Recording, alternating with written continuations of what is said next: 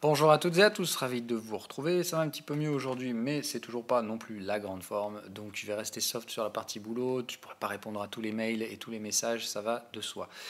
On fait quand même l'exercice du jour habituel et on va essayer donc de commencer à regarder un peu les cryptos. Donc je vois rapidement que ça remonte, c'était plus ou moins dans la normalité. On est donc toujours en train d'essayer de rechercher la borne haute d'un range. Évidemment, comme anticipé, c'est pas vraiment par là qu'elle se trouve. Je l'anticipe quand même toujours un petit peu plus haut. Pourquoi pas effectivement vers les 7000, 8000, enfin 7009, 8000 pour la partie Bitcoin. En tout cas, moi c'est par là que je recherche toujours des ventes. On a des informations supplémentaires à l'heure actuelle. Alors évidemment, il faudra que la clôture se fasse, mais ça me semble plus ou moins bien parti. Qui nous donne donc une target sine wave ici, donc sur la zone des 8000, donc ce qui me laisse franchement à penser que c'est donc bien dans cette zone-là qu'on va trouver les shorts du Bitcoin. Donc ce sera pour moi le seul trade de la semaine, hein. Je vous rappelle simplement pour une raison, hein. La dernière fois que je m'étais amusé à faire de la contre-tendance sur le Bitcoin, je m'étais bien fait déchirer, donc enfin déchirer, en tout cas ça avait conduit à des pertes. Donc là maintenant je m'y amuse plus, tendance baissière, point barre, hein, je trade la tendance, tant qu'elle est là, je ne prends plus aucun achat dans ce marché. Je ne ferai pas la même erreur deux fois, mais voilà, là c'est clairement dans le camp des acheteurs pour l'instant, c'est eux qui ont la balle, on va voir jusqu'où ils peuvent repousser les vendeurs. Maintenant je pense qu'on reprendra la main derrière, maintenant, enfin dans un range, on joue quand c'est son tour et on attend. Voilà, donc moi j'attends. Si vous voulez acheter, évidemment, c'était plutôt en bas que ça se faisait. Il y avait toujours la possibilité de tirer au milieu, mais rappelez-vous, pour moi, on est plutôt dans la dumb zone ici, c'est-à-dire que si vous tradez à l'intérieur de tout ça, voilà, vous ne savez pas trop dans quel sens ça va partir, même si là, pour l'instant, effectivement, dans la première direction, c'est plutôt, on va chercher le haut du range, donc il semblait logique qu'on ait une nouvelle appréciation. C'est donc le cas, on la revoit également sur l'indice crypto, qui tente lui également de repasser. Donc ça y est, il déclenche sa pattern TP à la bourre, hein. Il aurait dû la déclencher ici. Sinewave l'a pas vu ici, tout simplement parce qu'on est passé trop rapidement. Et hop, et je ne sais même pas si on a atteint. Voilà. Bon, bref, c'est des outils précis, donc il faut les conditions qui sont demandées pour compléter les patterns sont tellement précises que des fois ça passe pas. Voilà. Donc là c'est pas passé sur ce bottom là, ça passe ici, mais il a bien identifié la pattern de prise de profit. Là également, je pense qu'on est donc dans la formation d'un range. C'est à peu près tout pour les cryptos, hein, donc pas grand chose de nouveau par rapport à ce qu'on avait dit hier. Donc en gros, pour les acheteurs, là il faut commencer à se projeter vers les prochaines résistances pour des prises de profit partielles. Pour les vendeurs, attendre que ces prises de profit se mettent en place sous des résistances pour essayer de tenter donc des petits shorts en scalp. Il s'agit bien évidemment d'un trading de range, c'est-à-dire on rentre en haut, on sort au milieu. Si on est chaud, on tente de viser l'autre borne, mais c'est tout. Voilà, on ne vise pas plus que ça, on va probablement ranger la zone de prix. On ne sait pas si on en sortira par le nord ou par le sud. Donc pour l'instant, on ne peut pas spéculer, il faut attendre que la structure du range se forme, c'est-à-dire qu'il faut qu'il y ait au moins deux vagues. Donc pour l'instant, on attend. On est en train de faire la première vague haussière. Moi perso, je vais jouer la deuxième vague baissière. Il faudra attendre de voir quelle forme auront eu déjà ces deux vagues, quelle forme aura la troisième, et on pourra savoir si on est plutôt sur de l'ABC, sur du triangle, ou si on est carrément sur une structure de renversement à la hausse. Qu'est-ce que je peux vous dire d'autre? C'est à peu près tout pour les cryptos. On passe sur les autres marchés. Donc le S&P 500, toujours dans sa bêtise ambiante, c'est-à-dire que dès que ça tombe, du volume et pas de volatilité. Mais attention, je pense que le jeu va vite commencer à dérailler. Tout simplement parce que la semaine, d'une part, n'est pas du tout finie. C'est-à-dire qu'il va falloir tenir là-dedans jusqu'à la fin de la semaine. C'est-à-dire que ça fait 2 jours à tenir au-dessus des 2704 et je ne suis pas certain qu'on y arrive. Est-ce qu'on cassera le plus haut? Clairement, normalement, non. C'est pas possible. Comme on a bien démonté le bottom et qu'on l'a bien reporté, normalement, on ne fera pas les deux, hein, au courant de la semaine, ça m'étonnerait. Donc pour les boules, il y a un objectif, c'est de tenir au-dessus de 2705. Sinon, c'est mal barré pour eux. Et il va de soi qu'évidemment, si on retombe ici, moi je pense que c'est direction ici, c'est-à-dire 2650. Là, effectivement, moi en tant que vendeur, je vais commencer à encaisser des petits profits. D'accord? Et je vous ai dit, hein, je joue sur ces deux niveaux-là, moi. Celui-là, une fois qu'il est enfoncé, c'est renfort. Ici, j'encaisse des gains. Je vais m'attendre à un petit rebond. Et dès qu'on déborde ce niveau, évidemment, ici, là, j'enquille toutes les ventes. Ici, c'est les vendeurs qui gagnent la partie.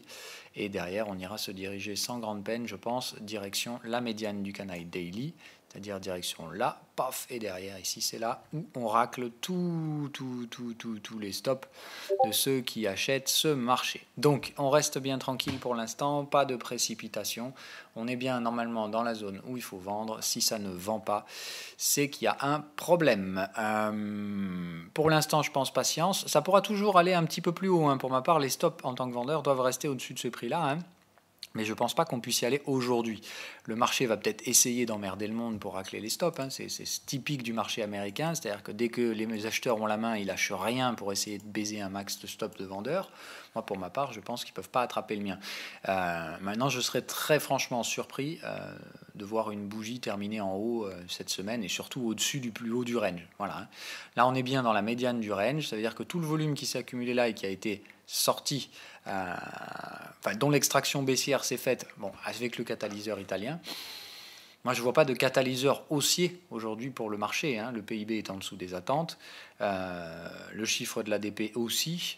Donc, je ne vois pas de réjouissance spécialement pour le marché américain. En tout cas, pas de réjouissance qui permettrait de franchir les résistances, si ce n'est l'extinction de volate. Mais encore une fois, là, on est sur des supports au niveau de la volate. Moi, j'ai renforcé. Je ne vois pas franchement ce qui fait qu'on...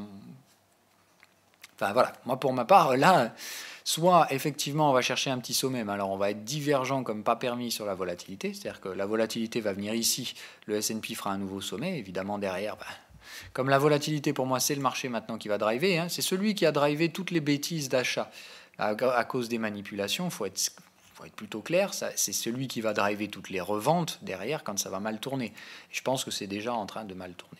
Donc voilà, le VIX, on est sur un support. On va voir donc si ça tente de clôturer le gap. Si ça tente de clôturer le gap, probablement Wall Street, vous savez ce qu'ils vont faire. C'est-à-dire que dans ce cas-là, ils vont en profiter pour aller tenter de clôturer celui-là, en raclant tous les stops des vendeurs qui auront mis les stops trop proches.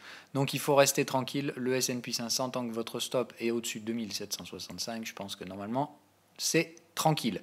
Regardez, de toute façon, ce machin est un gruyère quand on regarde le cash. C'est-à-dire qu'on n'a toujours pas de tendance qui s'installe. On fait des gaps haussiers, gaps baissiers, gaps haussiers. Voilà. Enfin, bon.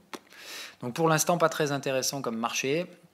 Moi, ce que je note tout simplement, c'est que de toute façon, pour valider, il faut maintenant passer sous ça, là, donc les 2656. Si on vient là, il y a encore possibilité de trouver un support. C'est la zone que je vous ai identifiée tout à l'heure.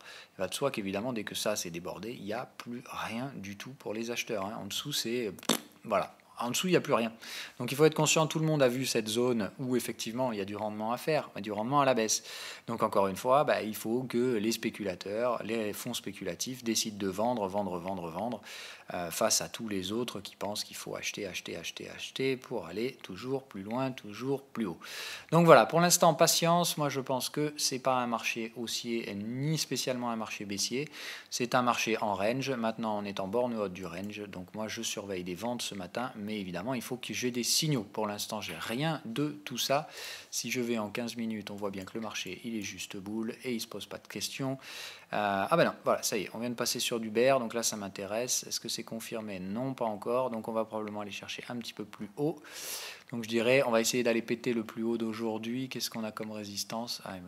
Voilà, là, allez à la limite, chercher une vente par là aujourd'hui, pourquoi pas. 2733. C'est vraiment en haut de range, donc là, franchement, je comprends déjà pas trop ce qu'on va foutre là-bas. Donc c'est la grande question. Voilà, aujourd'hui, est-ce que Wall Street est toujours aussi stupide? Ah pardon, je vous dis n'importe quoi. La confirmation, là, c'est le squeeze. Donc voilà, maintenant, moi, je vais donc mettre des ordres stop sous les 2718. C'est donc ici que je vais renforcer mon S&P 500. Si on retourne chercher les supports, c'est chaud devant pour ma part. Maintenant, je les laisse faire les cons à la hausse. Il va de soi aussi. Mais on est dans un cycle bear. On est en train de squeezer le momentum. Je vais donc attendre patiemment que cette release se fasse, je l'espère, à la baisse. Voilà pour le S&P, ça va pour tous les indices. Alors je sais qu'il y en a qui veulent que je couvre le DAX, mais bon, honnêtement, moi, je vous l'ai dit, de toute façon, en ce moment, que ce soit DAX, que ce soit... Tout le monde suit le marché américain. Le marché américain fait n'importe quoi, c'est-à-dire qu'ils ont tout fait pour retenir les gains depuis la première chute, en fait. Donc ça fait pratiquement 3-4 mois là, que le S&P, que côté américain, on fait tout pour retenir les capitaux, pour que ça tombe surtout pas, parce qu'on sait que dessous, il y a un gros trou d'air. Mais je pense qu'au bout d'un moment, de toute façon, on va y aller. On est plus ou moins tous conscients que c'est là où va se trouver le rendement. C'est juste qu'au bout d'un moment, à force de ne pas réussir à franchir les résistances, on va aller rechercher les supports et puis derrière, bam. Mais pour l'instant, patience. Le marché, il fait quoi? Ça fait 15 fois qu'il teste les résistances et il veut encore y retourner pour se dire, allez, on y va, on y va, on y va. Espoir, espoir, espoir, espoir. Et puis au bout d'un moment, évidemment, capitulation va arriver et ça va faire mal. Mais bref, patience. Pour l'instant, donc les signaux commencent à se dégrader. Ça reste toujours baissier en daily, donc il n'y a pas de raison de s'inquiéter. Je parle pour la partie S&P 500. On est toujours dans le cycle bear. Donc moi, de toute façon, tant qu'on est dans le cycle bear, je ne me pose pas de questions. Je pense qu'on se dirige à terme vers l'éclatement et l'installation de la tendance. Donc pour l'instant, on y va. Doucement, mais sûrement. Donc pas de signal acheteur en soi, que des signaux vendeurs. Et je m'attends à ce qu'on les réactive très prochainement. Maintenant, le marché peut très bien essayer, vous voyez, hop, passer juste au-dessus du plus haut d'hier pour emmerder le monde. Parce que regardez graphiquement, vous dites, waouh, putain, merde, s'il passe au-dessus d'hier, ça confirme le signal. Non, ça confirme que dalle. Tant qu'on reste sous l'oblique baissière, c'est-à-dire que tant que ça, c'est un sommet. Tant qu'on reste sous ce sommet-là, je pense qu'il n'y a pas de réelle inquiétude. Là, il y aurait vraiment une volonté du marché d'essayer d'accélérer, mais encore une fois, il a une grosse résistance au-dessus de la tronche. S'il vient chercher ça, encore une fois, il va risquer de bloquer à 2750. Et si on vient là, qu'on bloque à 2750, derrière, c'est la claque. Voilà. Donc encore une fois, pour moi, trop de résistance au-dessus de la tête. Je ne vois pas un marché haussier, je vois juste un marché qui fait tout pour emmerder le monde. Maintenant, il va de soi que j'aimerais bien le voir tomber quand même, avec peut-être le NFP. Voilà.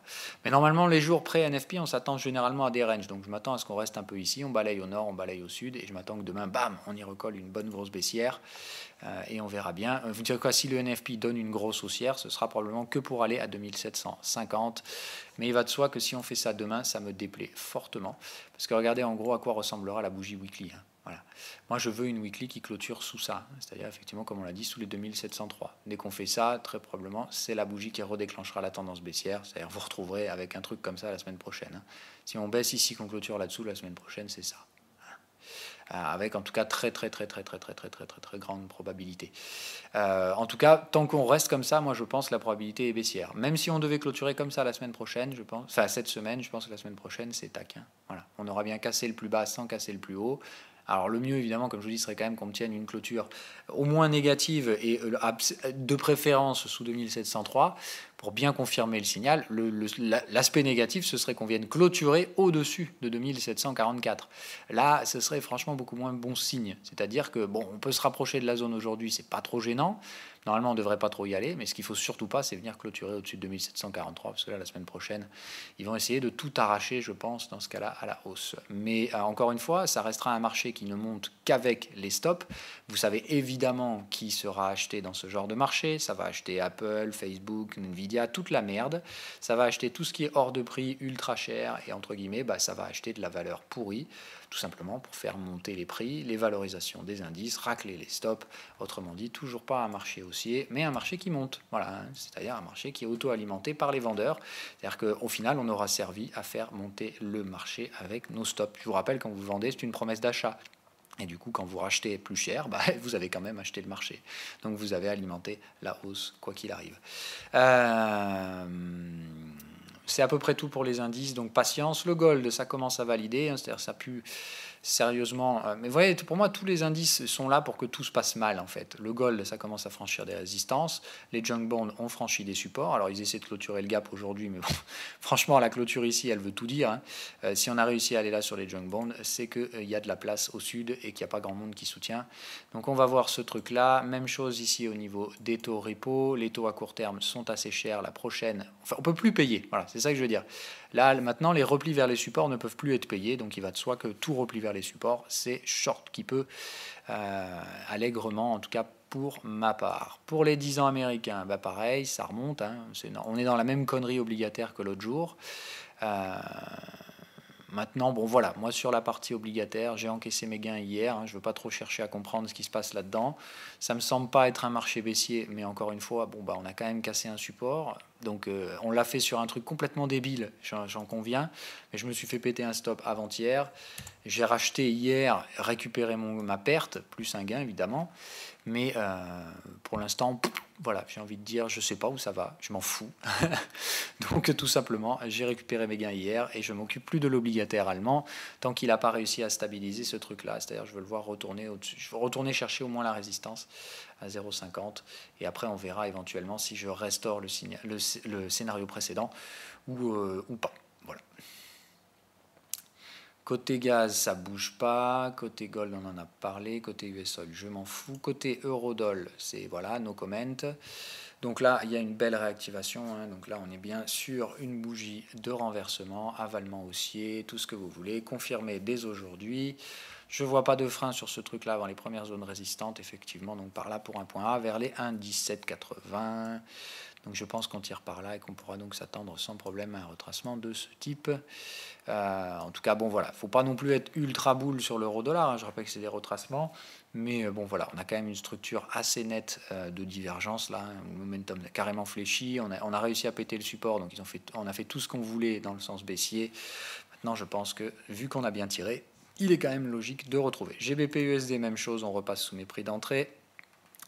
Sur mes prix d'entrée, pardon, ça commence à confirmer. Voilà, si aujourd'hui on peut avoir ça, c'est parfait, ça me permettra donc de tirer un beau trade. J'attends plus de gains sur le GBP USD que j'en attends sur l'euro USD. Hein, voilà.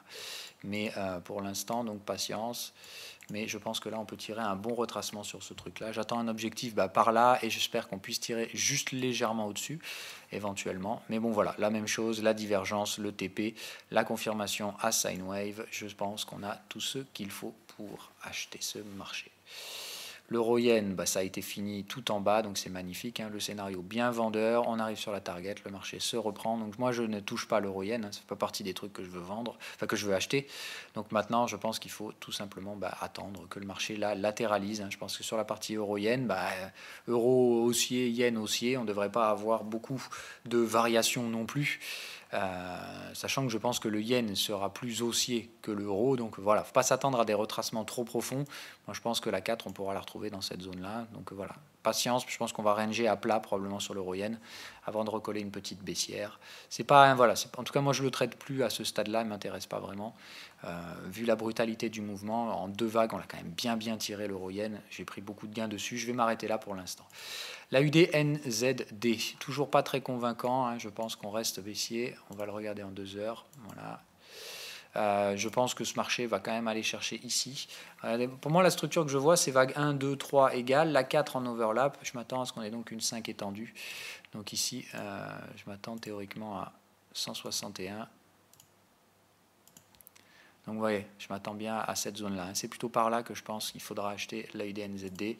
Ici, je vais plutôt rester calme. Je ne pense pas qu'on ira ici, en fait. Je pense qu'il y aura quand même il y aura tentative de formation d'un support ici, mais moi, c'est plutôt là, effectivement, que je vais me... Vous voyez, tous les clusters techniques, ça mène par là.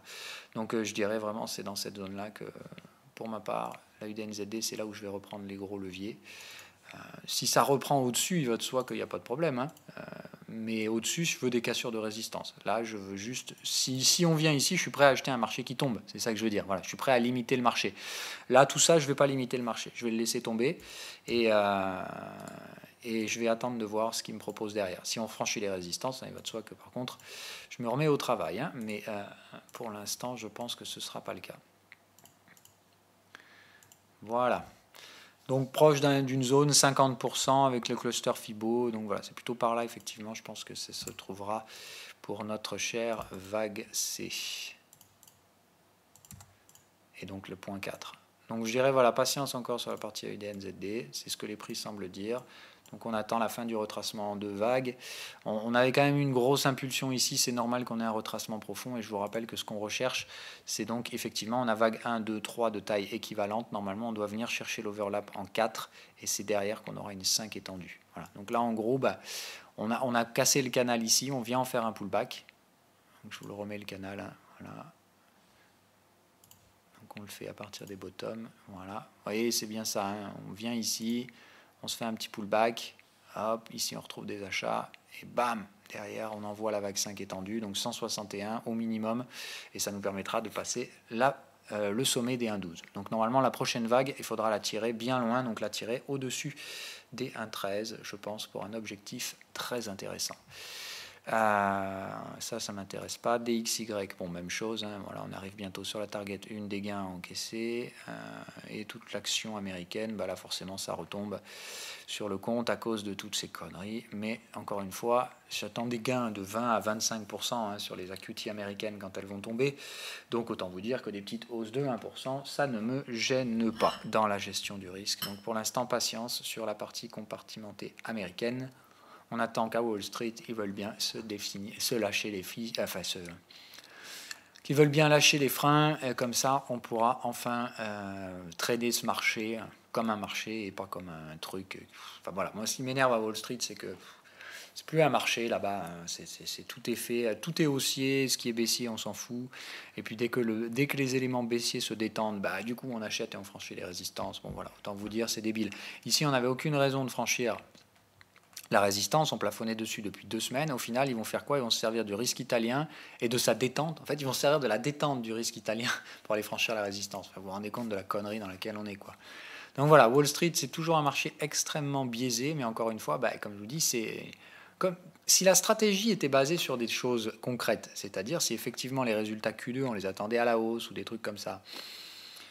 Voilà, regardez bien. Moi, je vais vous dire encore une fois, si vous voulez parler de fondamentaux, parce que à ce stade-là, quand même, il faut quand même parler fondamentaux. On en est quand même assez loin. Moi, je vous dis, pour moi, les fondamentaux se trouvent plutôt là déjà. Ça, c'est parce que tax plan, résultats d'entreprise bon au Q1. Voilà, regardez dès que les résultats des Q1 sont arrivés, hop là, ça, c'est digestion des résultats du Q1. Volatilité. En gros, on se dit, ok, d'accord, on a bien payé, les résultats sont là, mais on n'achète pas tout. Stock picking, d'accord. Maintenant, il faut être conscient d'une chose. Résultats Q2, on les attend au mieux équivalents, c'est-à-dire que attention à ce qu'ils ne déçoivent pas. Donc normalement, le marché, là, il ne doit pas s'euphoriser, il doit juste se dire, ok, il faut qu'on tienne la zone de prix, ce serait déjà pas mal. Si le marché commence à se projeter vers un Q2 moins bon, et je vous rappelle que le PIB du premier trimestre, il est moins bon qu'attendu, qu'est-ce qui va se passer? Voilà, je vous dis, normalement, les prix ils vont très rapidement venir décaler ici. Et attention, hein, les résultats Q2, ça arrive, hein. C'est ça que je vous dis. C'est qu'il va falloir faire attention. Les résultats Q2, ils risquent d'être digérés à la baisse. Et s'ils sont digérés à la baisse dans un marché qui a tout fait pour retenir, c'est-à-dire, encore une fois, quand on comprime le momentum, on crée des squeezes. Le problème, c'est quand on crée des squeezes, derrière, le momentum, il explose. D'accord? Donc là, on a contracté la volate. On a manipulé la volate pendant des mois. Qu'est-ce qui se passe si le marché est déçu? On va retrouver de la volate brutalement, des baisses de marché brutales et un réajustement brutal. Donc attention à ce que vous faites sur les equities. Moi, je sens que ça sent pas bon. Voilà. Après, vous faites comme vous voulez. Allez, sur ce, je vous laisse quand même. Je vous souhaite une bonne journée. Comme d'hab, ne tradez pas ce que vous pensez, tradez-le uniquement si vous voyez des éléments qui corroborent ceci. Moi, encore une fois, je pense que ça baisse, mais je ne traderais pas à la vente si je n'avais pas des signaux baissiers. Hein, je le répète, moi, je ne suis pas un perma-bear, malgré tout ce qu'on aimerait me coller comme étiquette en ce moment. Je suis juste un trader spéculatif. Je construis une stratégie, comme vous le savez, en 3 étapes. Mon contexte, mon cadre technique et mes signaux. J'ai bien les 3, je vends, point barre. Voilà. Après, je peux avoir tort, mais pour l'instant, je pense que j'aurai raison. Il va de soi que si j'ai raison, ça va payer. Hein. Voilà. Donc ce sera mon deuxième scénario de l'année, le deuxième swing, après le premier qui a été fait donc, au début de l'année. Et je m'attends en fait à ce qu'on en ait une réplique, tout simplement. Et une réplique évidemment qui ira plus loin, puisque là, évidemment, tous les spéculateurs étaient... Enfin, seulement les spéculateurs étaient là-dedans. Tous les traders en tendance se sont fait déchirer la tête. Il va de soi que là, les traders en tendance, ils vont être dedans. Hein. Comme ils sauront où gérer le risque, là, dès qu'on va répéter des supports, vous savez qu'on va trouver tout un bon paquet de ventes avec des stops qui seront placés là. Encore une fois, le suivi de tendance, c'est du gagne petit. C'est pas une critique, je sais que ça peut paraître méchant. Et voilà. Moi, j'ai rien contre le suivi de tendance. Encore une fois, il faut comprendre que le suivi de tendance, c'est juste que ça rapporte pas grand-chose parce que vous prenez peu de risques. Mais après, voilà, il faut être conscient que quand ça marche, ça rapporte peu, mais ça rapporte souvent. Quand ça marche pas, ça coûte assez cher et malheureusement, ça efface pas mal de gains. Donc il faut réussir. Donc évidemment, il faut que les signaux soient propres et clairs. Donc là, il est clair qu'un suiveur de tendance, il va attendre que ça défonce cette zone support pour rentrer. Et il visera 1 pour 1,5 par exemple. Mais si derrière le marché, pour une raison X ou Y, il remonte, il perd beaucoup. Moi, je perdrai que dalle. Donc voilà, on va rester là-dessus et je vous souhaite donc une bonne soirée. Pardon, Tesla. Donc je reste dedans Tesla, mais je surveille. Donc là, je comprends pas trop ce qui se passe. Je me dis, allez, peut-être un petit pullback là. De toute façon, tant qu'on a pété le support ici, ça me va. Hein. Je pense qu'on crée une sous-vague 1. De toute façon, vous voyez bien que la 4 est en overlap de la 1. Alors vous allez me dire non, elle est rentrée dans la 1. Non, non, elle est bien en overlap. Ici, c'est une mèche, c'est pas très grave. Donc voilà, on a bien vague 1, 2, 3, 4 overlap. Je m'attends à une 5 étendue. Alors là, je vous dis autant Tesla, je vais lui mettre sa cartouche. Alors je vais lui mettre un truc costaud. Donc quand elle va baisser, Tesla, ça risque de faire mal. Mais encore une fois, bon, il ne faudra pas non plus viser des fins du monde. C'est-à-dire que je pense qu'on pourra peut-être venir chercher le support, glisser éventuellement dessous. Et je vous rappelle encore une chose, parce que je sais que derrière, encore une fois, c'est toujours les mêmes trucs, perma-bear et compagnie. Voilà. Ça nous ramène simplement sur les niveaux d'il y a 2 ans. Est-ce que... Bon, moi je sais tout ce que je dis. Voilà. Pour moi, il n'y a rien de plus à dire ni à faire. Ce n'est pas un marché haussier. C'est un marché qui commence à se poser des questions. Tous les signaux sont bears. Voilà. Bon. Moi, vous faites comme vous le sentez. Moi, je le sens plutôt bear. Là, d'ailleurs, les signaux sont plutôt boules, en fait. Mais pas de confirmation momentum pour l'instant. Donc, je m'attends au contraire à ce que, voilà, du coup, paf, on aille un peu plus bas pour chercher une confirmation momentum. Après, c'est vrai que ça reste pas un marché vendeur, qu'on soit bien d'accord. Je ne pense pas que ce marché, il va passer en bear market. Voilà. Encore une fois, pour moi, les phases bear market, elles sont pas du tout maintenant. Mais je pense simplement qu'on a un marché qui peut plus progresser. Et quand un marché peut plus progresser, quand il a progressé un peu fortement, il se redirige brutalement vers les supports. Mais voilà, Tesla, pour moi, c'est juste le représentant de la bêtise. Parce qu'en fait, quand on vous achète Tesla aujourd'hui, alors qu'on sait que la valeur ira quand même plus bas, c'est que voilà, on a besoin vraiment de cash, il faut acheter un peu tout ce qui peut passer par là, quoi. Donc c'est un peu ça la mentalité du moment.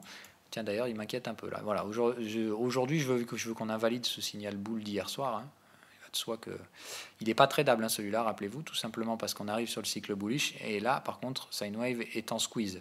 Donc le cycle bullish là, il est pas bon. Enfin, vous n'en tenez pas compte. On peut pas trader un squeeze. Donc là, l'objectif, c'est qu'effectivement, ça squeeze et je veux voir le squeeze, bam, au sud. Si le squeeze se fait au nord, je déclenche tous les stops. Il n'y a pas de souci. Voilà. Dans ce cas-là, il n'y a plus de trade sur Tesla. Mais encore une fois, je n'y crois pas une seule seconde. Donc on attend que ça accumule. On attend que Wall Street se déclenche. C'était pour répondre à quelqu'un, Tesla particulièrement. Mais effectivement, c'est vrai qu'il fallait parler de ça. Bon, allez, du coup, on va faire un tour. Boeing, ça bloque toujours. Nvidia, on est toujours en train de bloquer, mais on ne franchit pas non plus les supports. Donc, vous voyez, ça range. Là, on a bien la structure de fin de tendance sur Boeing. On est bien passé bear. Ce qui m'intéresse, vous voyez, c'est hop, on se redirige vers les supports et ça démontre à tout le monde derrière. Donc, comme je dis, ça corrobore totalement le scénario indiciel. On fait tout pour essayer de remonter, mais on n'y arrive pas trop. Et évidemment, on sait que dès qu'on se retourne vers les supports, c'est terminé, c'est game over. Donc je surveille un peu le délire. Netflix, toujours pas encore chaud pour le vendre, mais je surveille. C'est-à-dire que je la revendrai en fait quand tout le monde commencera à se péter la gueule. Mais je pense que Netflix aussi, il faudra s'y mettre dessus. Maintenant, pas non plus fin du monde. Elle, je pense que clôturer le gap, ce sera déjà un bel objectif. Mais c'est tout ce qu'on pourra espérer, je pense, sur Netflix. Amazon, pour des raisons simples, je préfère rester à côté. Même si là aussi, je pense qu'il y aura des gains à faire à la vente. Celle-là, j'ai pas envie de la vendre, je sais pas pourquoi. Voilà. Boeing, on en a parlé. General Electric, ça travaille. Facebook, voilà, putain, Facebook, en fait, waouh. C'est brutal, ça revient ici, vous voyez, est-ce qu'il y a un arrangement pour Facebook? Non, pas réellement, donc on n'est pas du tout sur un schéma baissier de type 1, 2, 3, 4, 5, mais je pense par contre que dans ce cas-là, on est dans un schéma WXY, c'est-à-dire ça reste consolidant, et vous avez donc ABC, W, ABC, X. Le point X se trouve toujours entre le point d'origine et le point B du sous-décompte. D'accord? Donc il faut s'attendre effectivement, je pense, à une structure comme ça sur Facebook. Donc là, on est dans la zone d'activation. C'est-à-dire vous prenez ce sommet-là, vous prenez celui-là. Regardez, je vais vous faire l'analyse Facebook. Encore une fois, application de la stratégie bête et méchante. Donc là, je viens de trouver quoi? Mon contexte. D'accord? Donc mon contexte, c'est ça. OK? Et là, on va aller chercher des signaux en 2 heures. Vous allez voir quoi? On est probablement déjà en train... Voilà, on vient chercher donc le prochain signal bear qui va pas tarder à arriver. On va identifier les résistances sur lesquelles ça peut se produire. Ici, là où on avait un gap. Et puis on va faire un bon gros fixed range.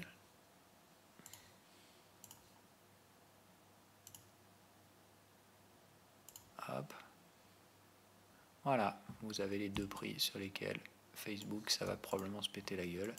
Donc là-dedans, c'est la zone dans laquelle on cherche les shorts. Donc le prochain signal short, il faut attendre qu'il arrive. Il ne va pas tarder. Regardez où on est sine wave. Il attend juste que les prix confirme. Voilà.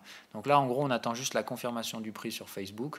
Aujourd'hui, on voit qu'on pourrait sans problème venir chercher 190 pour le plaisir. C'est-à-dire, on vient chercher 190, on déclenche la pattern. Momentum, toujours en formation de squeeze, donc on attend. Voilà. Je pense qu'il faut que ça vienne chercher là. Et derrière, bam, Facebook, renfort et carton derrière. En gros, tout le monde pense que ça va partir au sommet. Ah merde, ça passe pas. On commence à repéter des supports, tout le monde s'engouffre. Et évidemment, derrière, on racle les stops. Voilà le schéma que j'ai donc à mettre en place là-dessus. Donc c'est un schéma de type ABC, c'est-à-dire que la vague A, elle va probablement venir ici. Derrière, on fait B et C.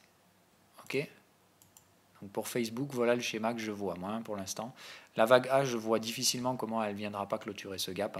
Voilà, bon. Donc, à mon avis, c'est l'objectif de vague A. On vient clôturer le gap. Et derrière, on s'attaque à des choses un petit peu plus baissières. En plus, ça nous ramène en pullback. Voilà. Enfin, vous voyez, il y a une zone technique assez intéressante par là.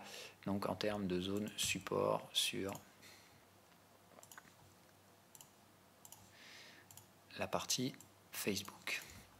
Donc voilà, un petit peu de patience. Pour l'instant, il me semble que ce truc-là sera intéressant à vendre en deux vagues. Donc ici, il ne faudra pas oublier la case prise de profit. Mais sur Facebook, voilà donc le schéma que j'ai en place. Donc Tesla, on en a parlé. Apple, voilà, on en parlait elle aussi. Donc Apple, sur ses sommets historiques, ça bloque. Vous voyez bien que ça bloque. On accumule, on a des signaux bear. Là, on a un dernier bear confirmé. Donc celle-là me plaît beaucoup. Résistance, hop, voilà, donc là-haut, formation d'une résistance, Evening Star, donc là, hop, vous prenez toute l'Evening Star, c'est une résistance, voilà. Donc là, tant qu'on reste là-dessous, c'est bear sur Apple, les bears gagnent. Alors évidemment, on va vous miroiter, donc le triangle égale sortie haussière, égale ninanana. Le seul truc, c'est qu'évidemment, là pour le moment, on vient de former une vraie belle résistance. Si ça bloque, malheureusement, c'est les bears qui gagnent. Et puis point final, on est sur une target FIBO de moyen long terme. On est en échec de break haussier. On est sur une structure d'excès de fin de biseau d'élargissement. Donc je pense qu'Apple, pour moi, encore une fois, la tendance est terminée. Maintenant, on grappille encore une fois. On essaie de monter tout ce qu'on peut. Et derrière, c'est game over. Par contre, Apple, je vous l'ai dit, c'est un sommet c'est un sommet annuel.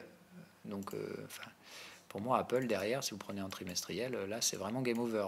Apple, ça part en consolidation, c'est-à-dire ça part normalement en 5 vagues de baisse. Là. Enfin, 2 vagues de baisse, mais 2 fois 5 vagues de baisse, c'est-à-dire qu'on va casser un support. Donc je pense qu'à terme, ça peut descendre là, Apple. Voilà. Il peut descendre sous les 80. On divise par 2. Voilà. Mais ça se verra plus tard. C'est-à-dire si on rentre en phase récessive, mais je pense qu'Apple sera probablement un des précurseurs si c'est la chose qui devait arriver. Voilà. Pour l'instant, on les laisse faire les imbéciles. Mais voilà, pour moi, la structure est là. Elle annonce rien de bon pour Apple. Et je pense qu'il faut donc simplement être patient, attendre l'échec dans la partie haute du biseau d'élargissement. Je vous rappelle qu'on ne doit pas venir chercher l'oblique.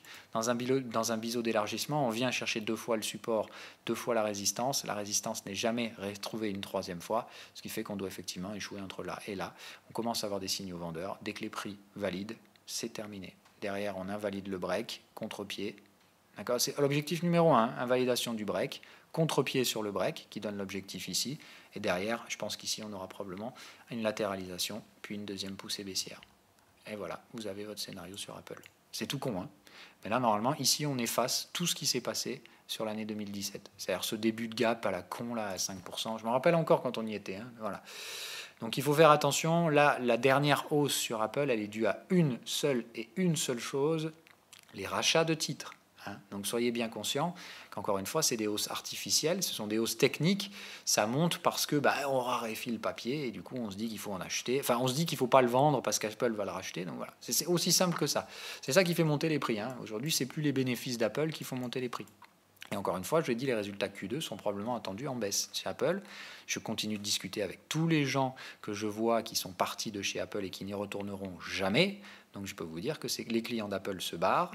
Alors ils n'ont pas que des clients particuliers, mais encore une fois, quand une grosse entreprise comme ça commence à perdre ses clients parce qu'ils ne sont plus innovants,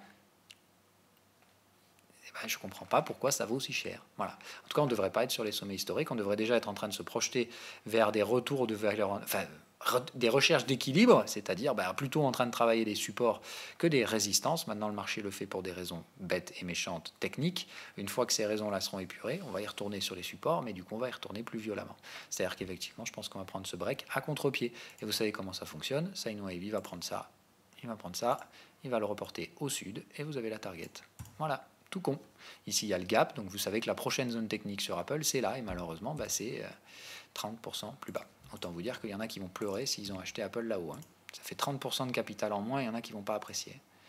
Donc voilà, patience, encore une fois, c'est votre meilleur ami en trading, surtout si vous spéculez. Donc Apple, hein, vous le savez, moi je la prends celle-là en portefeuille depuis là, hein, c'est-à-dire depuis l'année dernière, je cherche à la vendre. Quand je vais la voir, je peux vous dire qu'elle va payer. Ça c'est clair. Mais encore une fois, je ne sais pas quand. Bref, allez, bye bye. Alors non, pardon, je vais juste répondre à vos questions d'abord, pour ne pas oublier, c'est vrai que c'est un exercice que j'ai tendance à oublier assez souvent.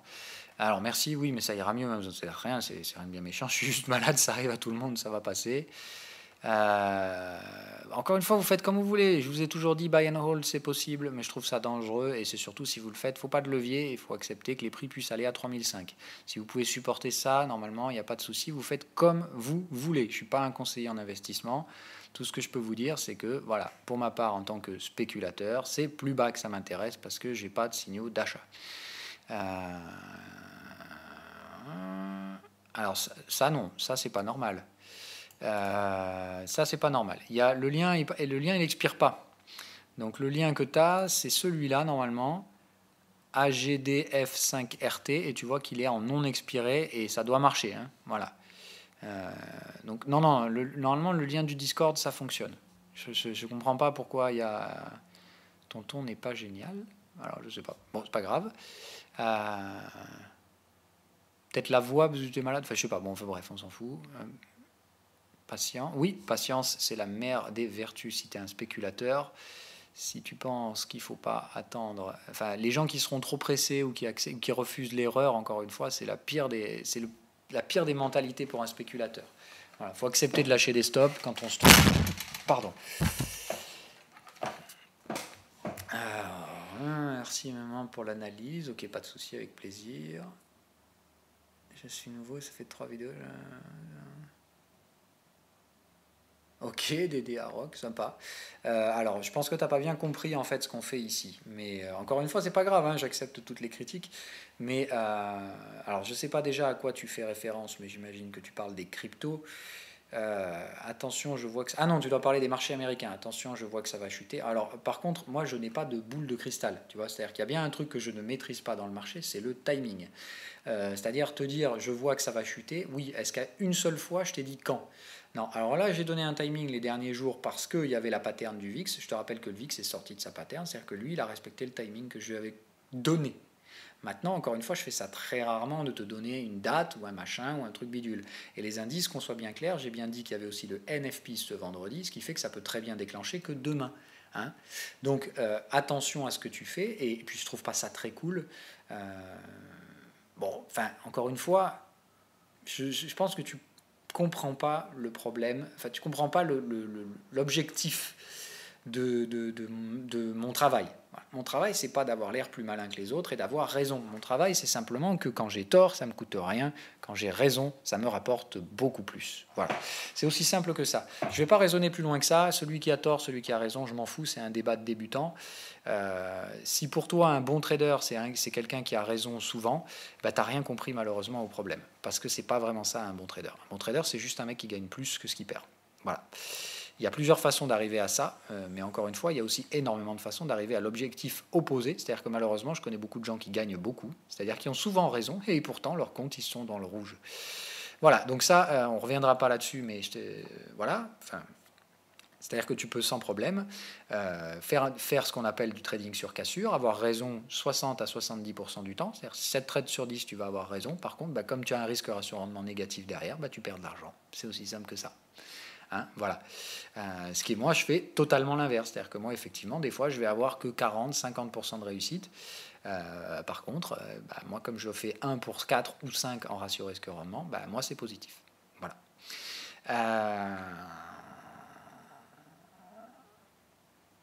Ok.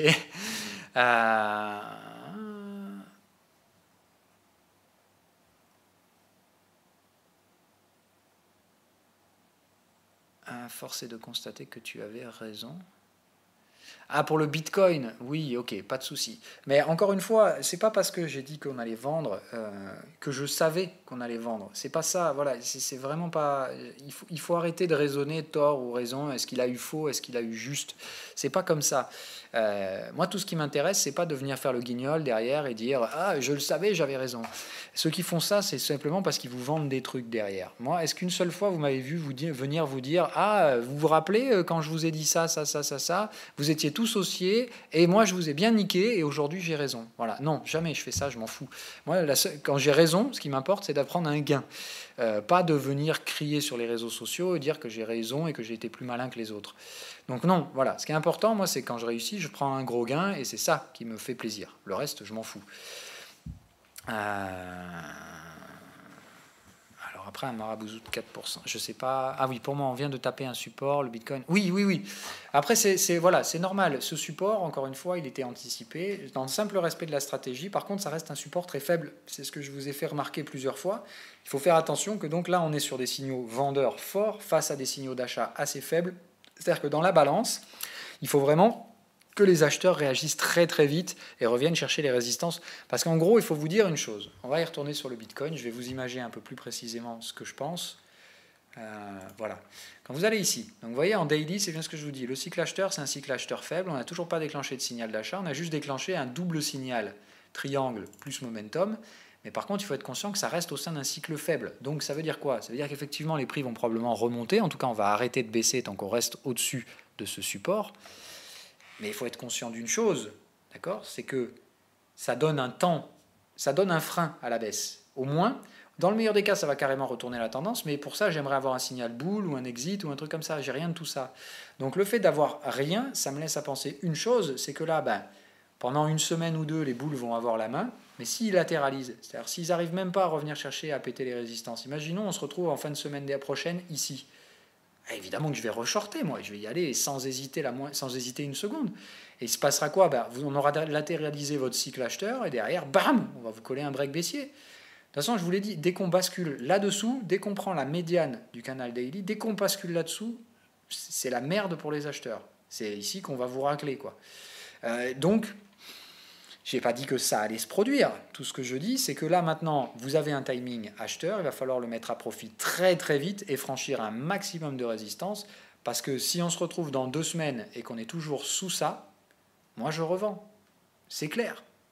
C'est clair et net. Voilà. Pour l'instant, je vous laisse la main. C'est pas compliqué. Chacun son tour dans le trading. Là, c'est le tour des acheteurs. Je vous l'ai dit, j'ai été clair là-dessus. Les vendeurs, c'est plus le moment de se positionner. On peut simplement essayer de bloquer le marché, de freiner le marché en prenant des petites ventes spéculatives. Mais j'ai bien été clair là-dessus. Toutes les ventes qui se font maintenant, elles doivent être prises sur support parce qu'elles sont pas. C'est les acheteurs qui ont la main. Maintenant, je pense qu'ils n'iront pas bien loin. Mais ça, c'est ce que je pense. Et je ne revendrai pas tant que je n'aurai pas les signaux qui me permettront de le faire. La finance, c'est intéressant, c'est passionnant, hein, mais voilà. Oui, oui, alors le boom, ça a été un peu... voilà. De toute façon, tu vois que la connerie a été rapidement corrigée. Maintenant, voilà. USD MXN, on peut regarder, même si je ne l'ai pas encore en portefeuille celui-là, je l'ai en surveillance, mais pas... ouais, oui, oui, c'est intéressant, USD MXN. Mais le problème, c'est que... ouais, non, non, si, c'est intéressant. Mais le problème, c'est que je pense qu'on n'est que sur une vague 4. Quoique non, il y a bien overlap ici. Donc ça fait 1, 2, 3, 4, 5. Effectivement, c'est intéressant, l'USD MXN. On est sur un bon prix en plus, là. Ça me paraît pas dégueu. Ça me paraît pas dégueu. Alors, je sais pas pourquoi on a mis des entrées acheteuses ici, mais... ça me paraît pas dégueu dans la structure de prix, là, quand même.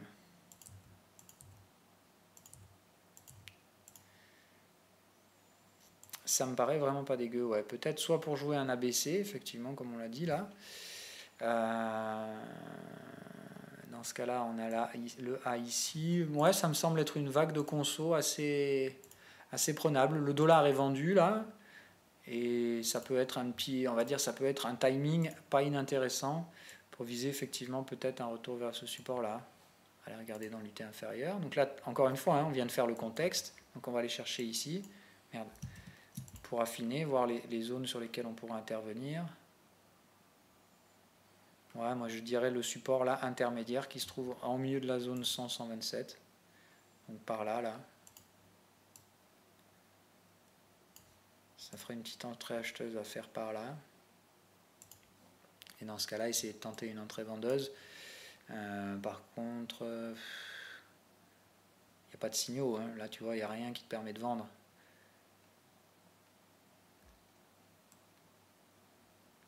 Il faut attendre le prochain cycle vendeur. Il va pas tarder, hein, tu vois, je pense. Mais là, c'est un peu trop agressif.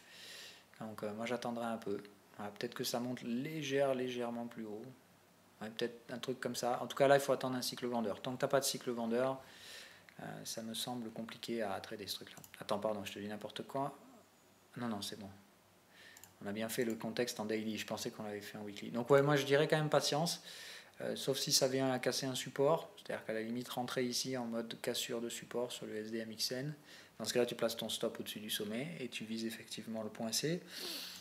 C'est contre-tendance. Il ne faut pas y mettre non plus un levier de dingo.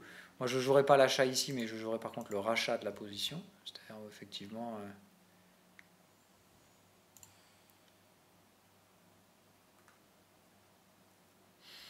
Ouais. Oui, non, franchement, ça me paraît être un trade pas inintéressant, quoi. Vraiment pas inintéressant. Mais voilà, il y a le problème dollar. C'est-à-dire, je pense qu'on est vraiment que dans une phase consolidante. Je pense pas que ça, ce soit le sommet de l'ABC, tu vois. Je pense pas que ce truc-là, derrière, te ramène au trou. Mais voilà. Ça me paraît quand même intéressant là de jouer un petit repli encore. Et après, c'est tout. Mais il n'y a que ce trade-là. Moi, je ne trouve pas ça non plus supra intéressant, sachant qu'il y a pas mal de choses en ce moment. Avec le dollar, je le traite déjà par rapport à d'autres actifs. Donc la partie MXN, pas forcément celle que je vais prendre en premier lieu. Alors que la BCE annonce un prolongement, je pense que c'est ce que le marché a essayé de pricer avant-hier, hein, avec la baisse du coût du Bund. Pour pricer un Bund à 0,20, c'est pas possible, en sachant que la BCE va probablement arrêter. Mais encore une fois, on est dans un marché, comme je vous dis, qui ne rationalise pas les éléments, on ne réfléchit pas, on s'en fout. Là, l'important, c'est juste de pousser les tendances au maxi, et puis quand on est allé trop loin, après on revient dans l'autre sens, et puis on fait la même chose dans l'autre sens. C'est-à-dire comme on est allé trop loin dans le sens haussier, on va trop loin dans le sens baissier. Voilà. Enfin, on est dans un marché débile, dans un marché où les mecs qui ont des stratégies de suivi de tendance continuent de les appliquer. Alors qu'il ne faut pas faire ça. Encore une fois, quand on passe en range, il faut appliquer des stratégies de range et pas des stratégies de suivi de tendance. Je pense que c'est l'erreur en ce moment qui fait qu'on a la distorsion dans ce marché. On a un marché robotisé qui se suit avec des stratégies de suivi de tendance où en gros on dit au robot vas-y achète tant que le marché est acheteur, et du coup ils achètent tous et du coup ça s'auto-influe. Je pense que c'est ça le problème. Et du coup on vise pas vraiment des niveaux techniques, c'est juste que tout le marché se suit bêtement. Et va au-delà de probablement, je pense, les niveaux sur lesquels il s'arrêterait si on n'avait pas cette distorsion. Mais encore une fois, c'est normal en fin de temps. C'est typique des fins de tendance, justement, de voir les permaboules continuer à appliquer leur stratégie alors qu'il ne faudrait plus quoi.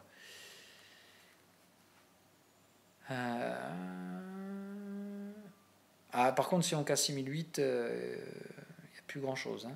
Alors, il y a encore des freins dessous, c'est-à-dire que, encore une fois, sur le Bitcoin, j'ai pas dit qu'on allait tomber en ligne droite. J'ai dit qu'on tomberait en ligne droite quand on casserait ça, quand on basculerait sous les 50%. Mais là, on a un cycle acheteur, donc on va probablement latéraliser. Vous voyez, revenir au moins, je pense, chercher ça en overlap. Voilà. La question, c'est quand, comment, à quelle vitesse. Voilà. Si on arrive là, tu te dis déjà la barre des 50%, elle a rebaissé. Donc tu vois, on peut très bien arriver ici, remettre une vague baissière. Imagine, on fait ça. Voilà. Là, ça veut dire que derrière, tu peux revenir là, tu vas revenir chercher 6005, essayer, voilà, sachant que tu peux glisser en dessous. En fait, c'est dès qu'on tiendra des clôtures sous le 50% du canal, c'est là où derrière, bam, ça partira pratiquement en vertical. Mais tu vois que ça correspond de toute façon avec les zones de décrochage. Il n'y a pas besoin de faire compliqué, en fait. Tu vois bien que de toute façon, quand on viendra ici, quand on basculera sous ce truc-là, il y aura probablement une tentative pour tu vois, le marché il va tenter de se remettre. Toujours pareil, on ne lâchera pas d'un coup, et puis bof, voilà. D'un coup, c'est là où ça va probablement, je pense, verticaliser, parce que là, il n'y aura plus d'intérêt. Et après, on vient chercher le bas de canal. Enfin, en tout cas, on peut aller chercher jusqu'au bas de canal. C'est-à-dire que tu vois, là, théoriquement, si on suit ce schéma-là, je ne serais pas contre-indiqué à même un 3008. Voilà. Moi, je ne sais pas, encore une fois, où est-ce qu'on ira. Tout ce que je sais, c'est que je vais suivre des schémas. mais que là on est 15 coups en avance. Je ne fais pas 15 coups en avance, moi, c'est pas mon métier ça. Je n'ai pas de boule de cristal, encore une fois. Moi, tout ce que je sais là, c'est qu'on est dans un cycle acheteur faible, donc je ne m'attends pas à des forts niveaux de retracement, mais je m'attends à ce qu'on retrace. Donc pour l'instant, je laisse la main aux opposants.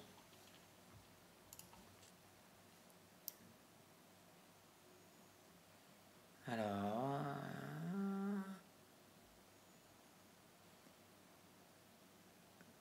Ah oui, non mais crypto-analyse, voilà, c'est une chaîne. C'est pas moi en fait, crypto-analyse. C'est une chaîne, voilà, bah, on te l'a posté en dessous. Voilà, je suis con, j'aurais dû voir.